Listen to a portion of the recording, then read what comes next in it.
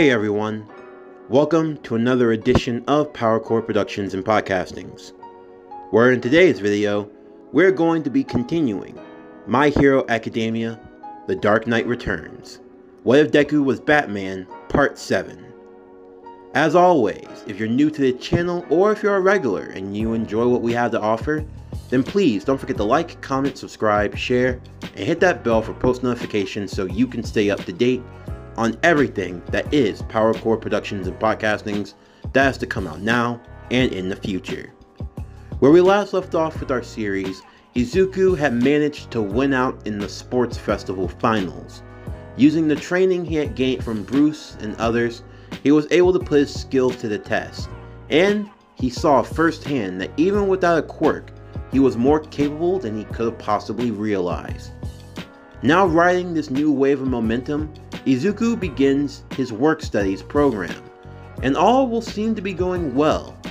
That is, until a dark figure from Bruce's past re-emerges. Also, we'll learn more about the past and what happened in the War of Gotham 10 years ago, the ultimate fate of those within the Bat family, and also of certain villains gone by who are now looking to make their return. How will Izuku and friends deal with these ever-growing forces that come from different sides, as it seems the demons of the Bat family are rearing their ugly head? For all this and more, stay tuned as we now continue My Hero Academia, The Dark Knight Returns, What If Deku Was Batman, Part 7. As always, sit back, relax, and enjoy the show.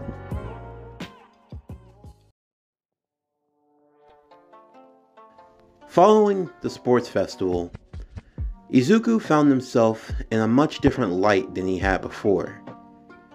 The boy who was known to be quirkless, using nothing more but his intuition, his wit, and a few gadgets, had managed to not only make it all the way to the finals, but managed to win. To say that he was now becoming popular would be an understatement.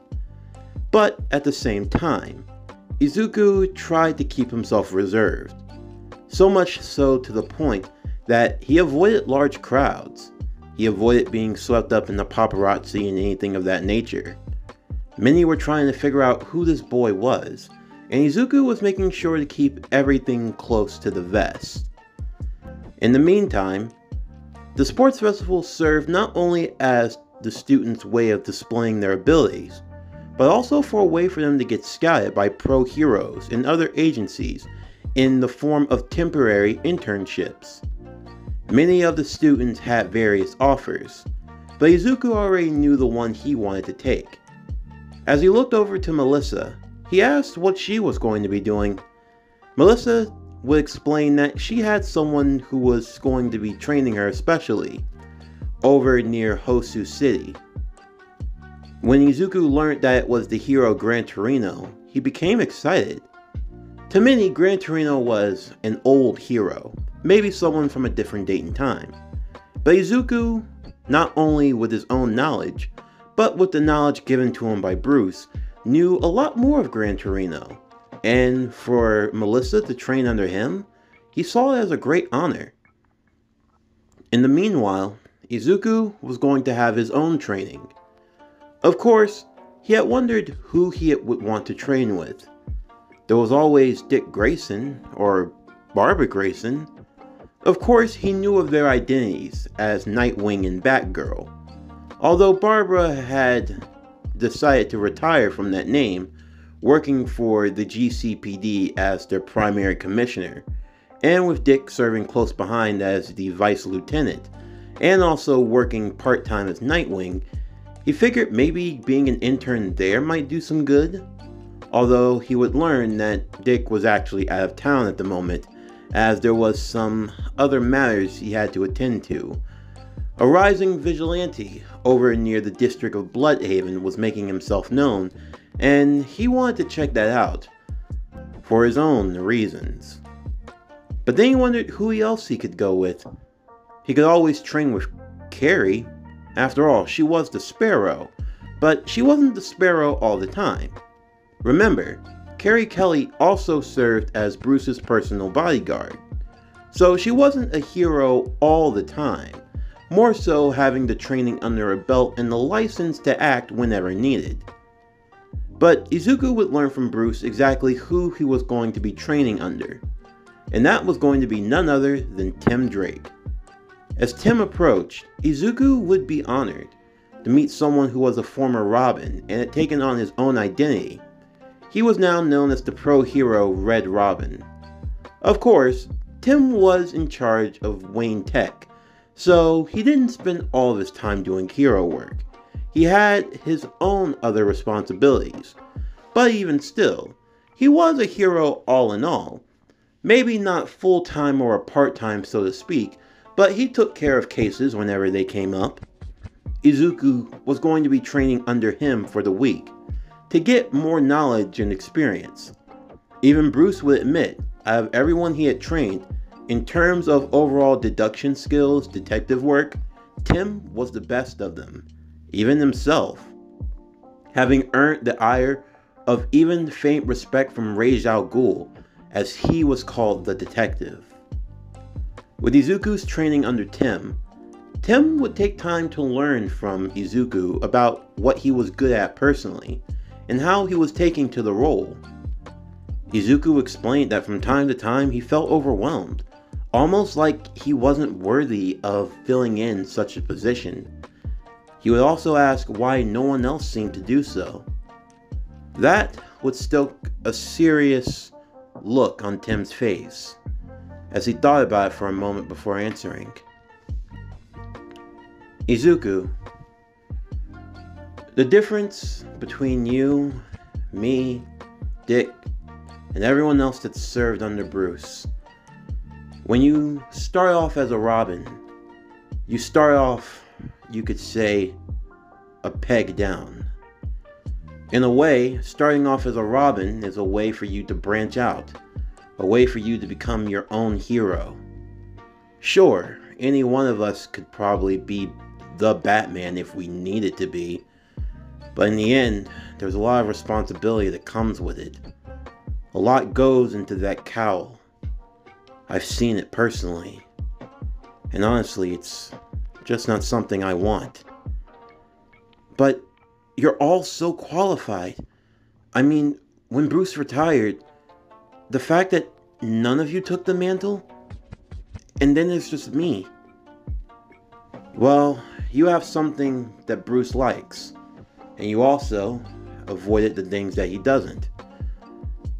You could say that you, out of everyone, could have a chance to become a better Batman than any one of us could hope to be.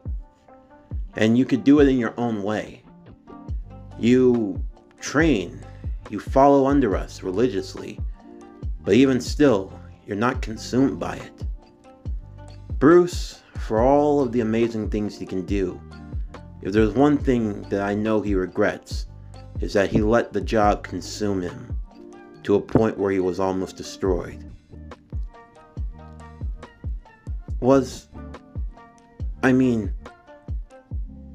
I've seen a name and no one's really ever talked about it, but can I ask you? You're asking about them, aren't you? Yes, Jason Todd and Damian Wayne. Both were Robins. Jason went on to become the Red Hood, and Damian, well, I guess the story should be told by Bruce himself. But what I can say is, you could say it was because of them that Bruce retired. The first time around. It happened about 10 years ago. It was something that you probably saw in the news as a young child. A night of terror within Gotham itself.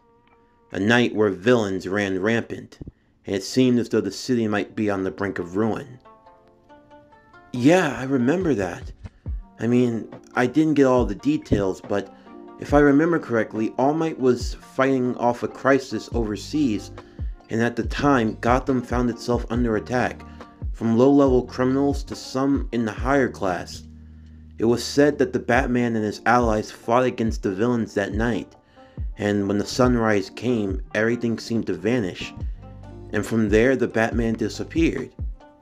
Is that it? That's the story.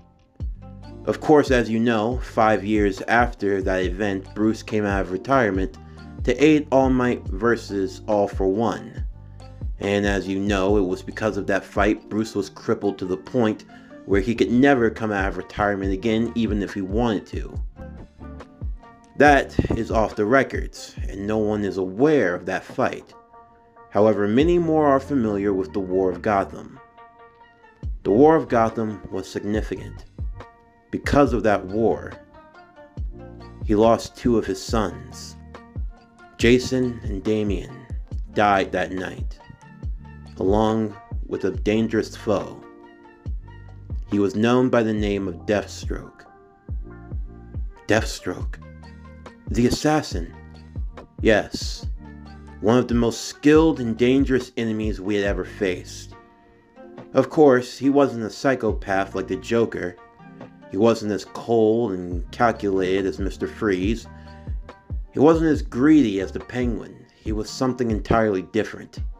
He was the amalgamation, a full-on force to be reckoned with. And like us, he too was quirkless. But still, he was skilled enough. We had thought that Deathstroke had died off, but somehow he returned. And on that night, at least from what Bruce says, he died in combat. Did he kill him? He says no, and I believe him.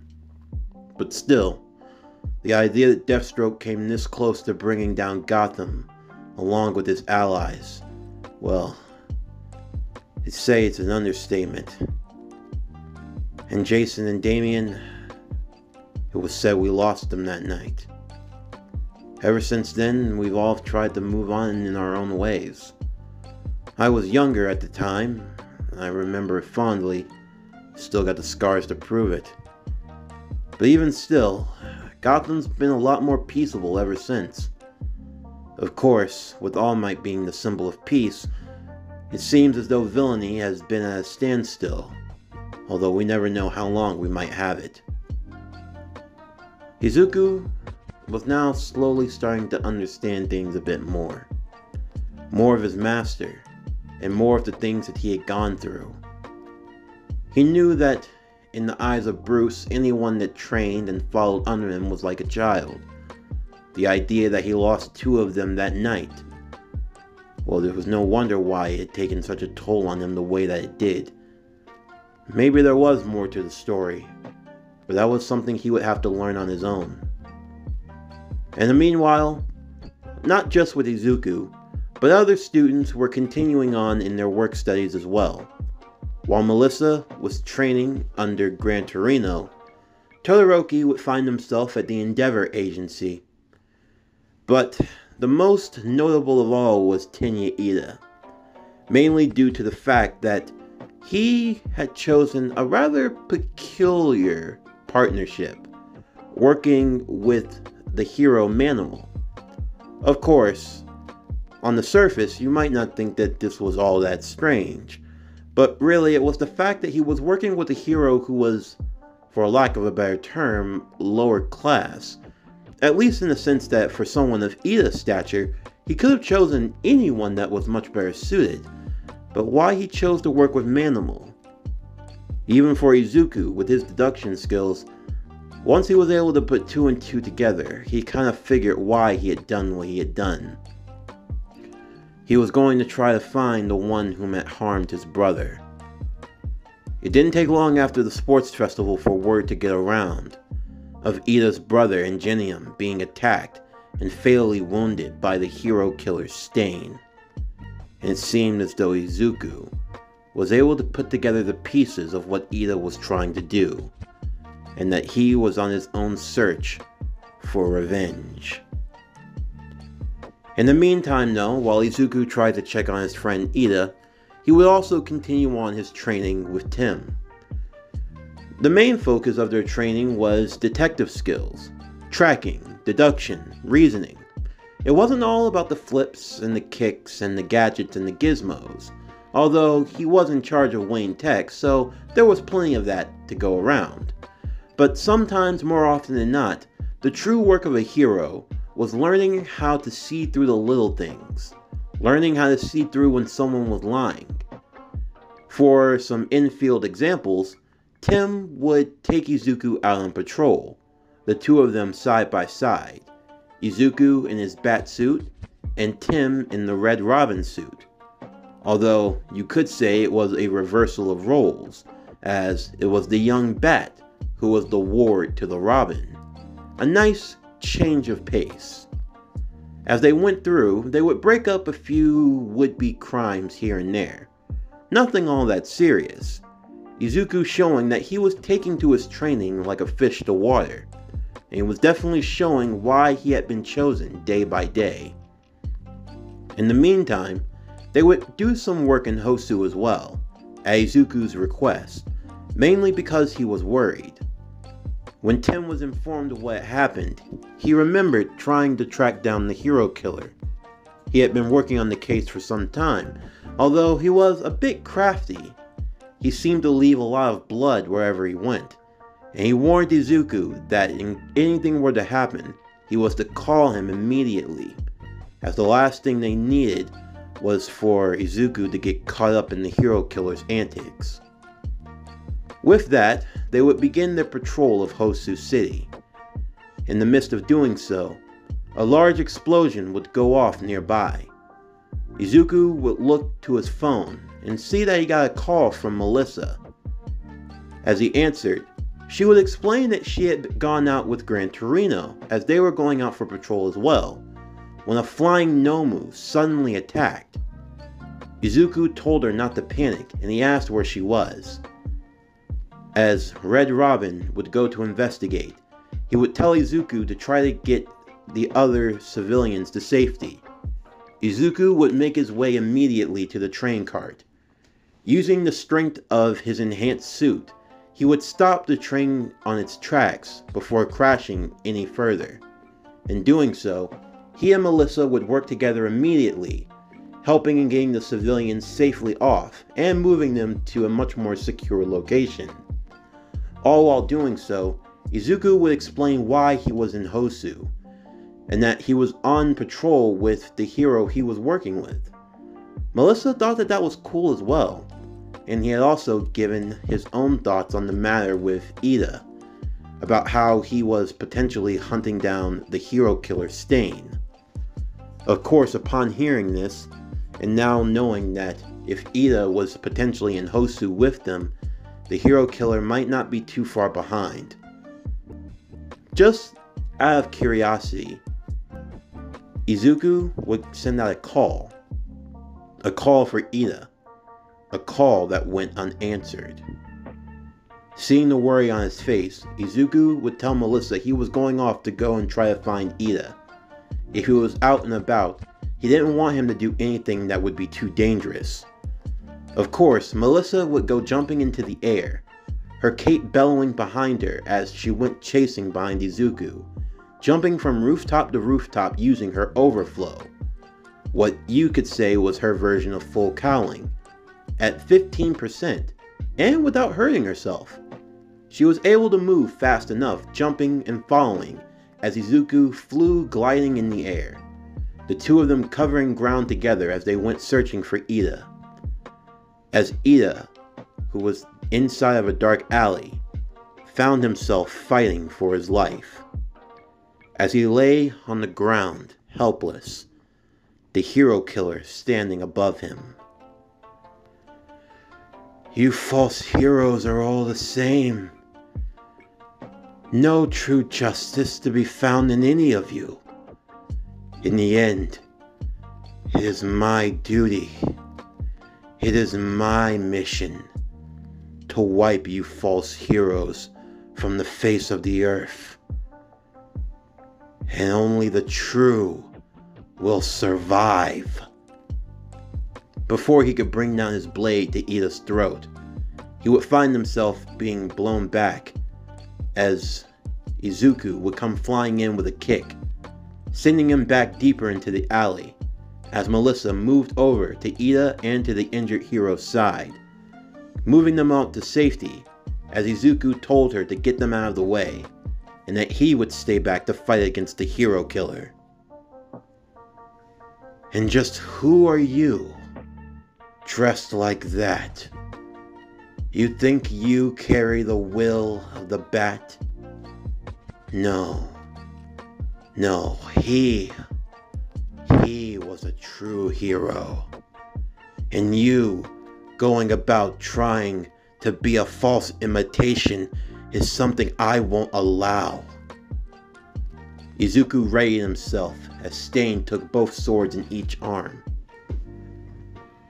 Hero killer, your reign of terror ends here. I won't let you come any harm and try to take my friend's life. Your friend? You're friends with that false hero? He came here only for revenge. That's not the mark of a true hero. And let me guess, you know what it is? I do. A true hero is someone who doesn't fight for revenge, or money, or fame, or glory, but solely for helping others. You know, I agree with you. What? I agree.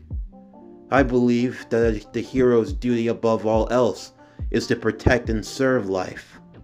In that way, you and I, maybe we are the same, but there's a difference. You try to change the way of the world through bloodshed and by force. And because of that, you're no different than a villain. You dare to call my actions villainous? Of course I do. Look at what you've done. You almost killed his brother, Ingenium. And what had he done wrong? Ingenium. He was nothing but a false hero. You don't get to decide that. Oh, I don't, do I? You have no right. As far as I'm concerned, your ways, your actions, you aren't anyone righteous or special. I can see right through your weak and crumbling facade. Stain would become angered as he went rushing towards Izuku, swinging his blades on either side, but Izuku, using the bladed tips of his gauntlets, would block them off as he pushed back the blades and delivered a series of body blows towards Stain. Stain would pull out a short blade and try to stab Izuku in the chest. However, the blade would break off. Thankfully, his armor was pretty resistant against standard blades, and he kept every part of his body covered, so no skin was revealed. Stain, now seeing that he was going to have to hack away at that armor, would go barreling towards him, Izuku matching his pace decently enough. Although Stain was a little faster and a little stronger, the fact that he couldn't get any blood from Izuku was well enough to tip the balance of the fight to make it even. I fight for a righteous cause. You know nothing about me. As Stain would try to go in for another attack, Izuku would duck before kicking him in the chin, before grabbing his body and slamming him right back down. I see right through the likes of you, hero killer. You claim that you fight for justice, that you fight for the righteous path, but don't kid yourself. In the end of the day, you're nothing but a scared little boy who's lashing out because he couldn't get his way. You. How dare you? Tell me this, hero killer. And just what other methods did you try before you went down this path? Did you even try to follow the way of the hero? Rather than trying to lead by example, rather than having the resolve to do that yourself, instead, you hide in the shadows. You attack heroes because they don't fit your preference. but yet you never had your own conviction to live in that preference. The difference between you and I followed the ways of All Might, the ways of the Bat. I choose to live by their ideals, to be a hero. You, on the other hand, you think you live by those ideals, but you do not. You wish for others to do it, but you don't have the resolve to do it yourself. Shut up! What's the matter? The truth hurts? Well, it should. Don't go on with your grand gesturing and your grandeur, because as far as I'm concerned, you're nothing but the lowest of the low. You can attack the innocent all you want. You can attack the weak. But how does it feel fighting someone? Izuku continued, delivering a series of body blows before sending him back deeper into the darkness of the alley. How does it feel fighting someone who can push back? Who can show you the error of your ways? You're nothing but a kid in a costume. You think you'll ever really be the Bat? Don't make me laugh. Stain, seeing his opportunity, would try and bypass Izuku.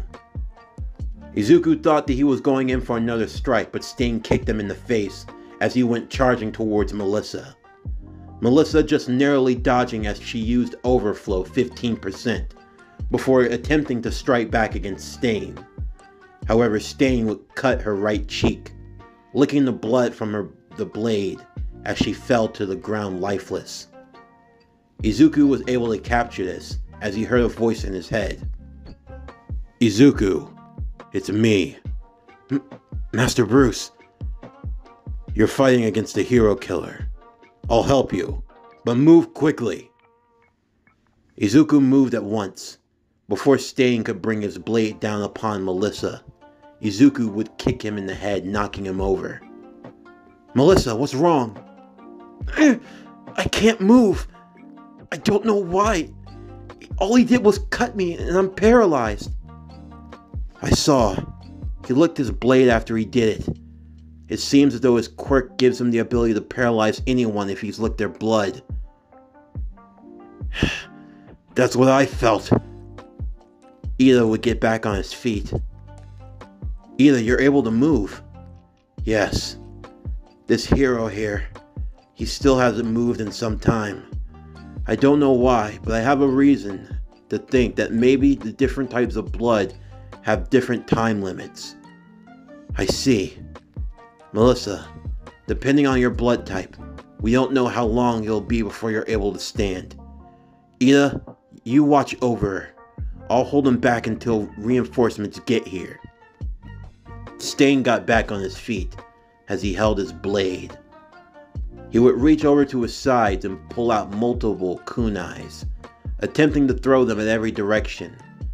If he couldn't attack Izuku, then at the very least, he could hit Ida once again, and maybe take out Melissa in the meanwhile. However, before they could get any closer, a wall of flame would stop them, as who would appear besides Izuku, but Shoto Todoroki. I saw your message. You should be more specific next time. I'm just glad you got it. So what's the situation here? This is the hero killer. Melissa? Ida? Izuku, Ida would say. Why did you bring everyone here? Why are you getting everyone involved? It's none of your business. You're right, it's not. But when I see that my friends are in need, I'm not just gonna turn a blind eye to that. No. The true mark of a hero is getting involved even when you're not wanted, to do what's right. Stain got back to his feet as he heard that sentence. Maybe you do understand. Perhaps you aren't such a lost cause. But he must be eliminated. And just what gives you the right to decide that? Todoroki would say. Because A leopard can never change its spots. You are who you are. Izuku got into his stance ready to continue the fight. That sort of thinking is why you will never be a hero. And who says I wanted to be? I am nothing more but the hero killer. A criminal. Isn't that right? But you have the marking of a true hero. So show me your resolve. Take my life. Izuku and Todoroki would charge, Izuku taking it in terms of hand to hand, while Todoroki would provide assistance with his ice and flames. Ida would stand guard over Melissa until eventually she regained control of her body.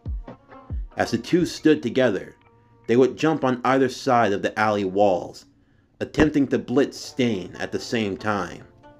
Izuku would kick Stain into the air once again, as Melissa and Ida would deliver roundhouse kicks to either side of his body, Ida kicking the left side and Melissa the right. Melissa powering her kick with overflow, one for all, 15%, while Ida would use reciprocal burst. Stain could feel his ribs cracking on either side of him, making breathing nearly impossible. Bruce would tell Izuku to go at once, and to finish him off by delivering a kidney strike. Izuku would do so, causing the hero killer to fall in place, as Todoroki would catch him inside of a block of ice, keeping him locked in one location and not allowing him to escape. The four heroes would stand together, proud of what they had been able to achieve, and in the fact that they had been able to capture the hero killer. As they moved out of the alley, Red Robin would arrive along with Gran Torino and Endeavor. The heroes would chew out the students for getting involved and for doing something so reckless. However, in the midst of their conversation, one of the flying Nomu that had been taken down would go charging towards Melissa, grabbing her and attempting to fly off. However, before he could get away, faster than anyone was expecting, a blade would come flying out of nowhere and decapitate the Nomu. As the Nomu's body fell to the ground, a cloaked figure would stand before them. And also, he would have sliced away at the ice, freeing the hero killer, and now holding him under his arms. My, I must say, Red Robin, I'm a bit disappointed in you. I would have expected much better. The former ward to the Batman, now serving as a babysitter? How childish. What the? Who are you? Red Robin would ask. Wouldn't you like to know? I must say, when I saw all of this destruction, I thought that you heroes would have done a better job at cleaning up such a mess. Although, I can't say I'm too surprised. Heroes tend to be rather sloppy. But, in the end, it's not too much of a concern. The hood of the figure would fall off. Izuku's eyes from under his helmet would open wide, as well as Tim. Gran Torino had remembered that mask. Endeavor? He heard stories about it, but even still, there was no way. No, Red Robin would say. This can't be. Master, are you seeing this? Bruce's eyes were wide open. No. No. It can't be. I saw you die. How are you still alive?